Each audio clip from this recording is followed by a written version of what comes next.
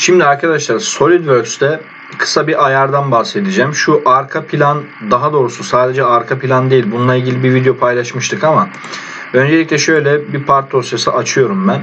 Tamam mı? Şu arkada tüm komutların bulunduğu kısımlar şu anda koyu gri ya da siyah renginde gözüküyor. Gördüğünüz gibi.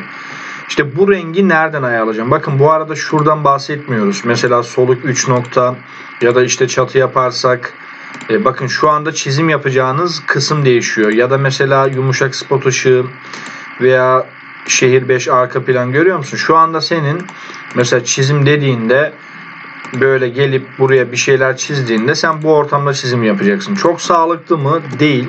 Arka planın sade olması tarafındayım. Ama benim şu anda yapacağım ayar bununla ilgili değil. Bakın şöyle seçeneklere bir dokunalım. Sistem seçeneklerine dokunalım. Ne yapalım? Sol tarafa bir bakalım. Sistem seçeneklerinin içerisinden renklere tıklıyorum arkadaşlar. Simge rengi var. Bir de arka plan rengi var. Bak şurayı görüyor musunuz? Arka plan mesela açık olarak işaretliyken tamam dediğimde tamamen ne yapıyor arka planı? Bembeyaz yapıyor. Bu şekilde de kullanabilirsiniz. Problem yok. Ama tasarımlarınızda benim de sizlere önerdiğim ve bence daha da böyle havalı duran koyu olandır. Yani ben bunu tercih ediyorum daha doğrusu.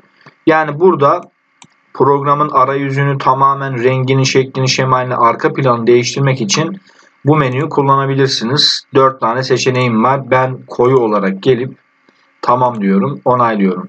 Bu ayarı yaptığınızda programı kapatıp şöyle SolidWorks'ü tekrardan başlat dediğimde açılmasını bekleyelim. Ayarı bir kere yapacaksınız. Tüm tasarımlarınızda aynı şekilde olacaktır arkadaşlar. Tamam diyelim uyarımıza.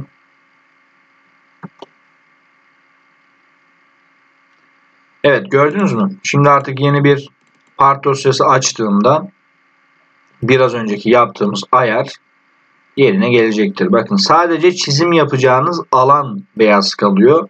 Geri kalan tüm kısımlar koyu renge boyanıyor. Bunu da nereden değiştirdiğimizi görmüş olduk.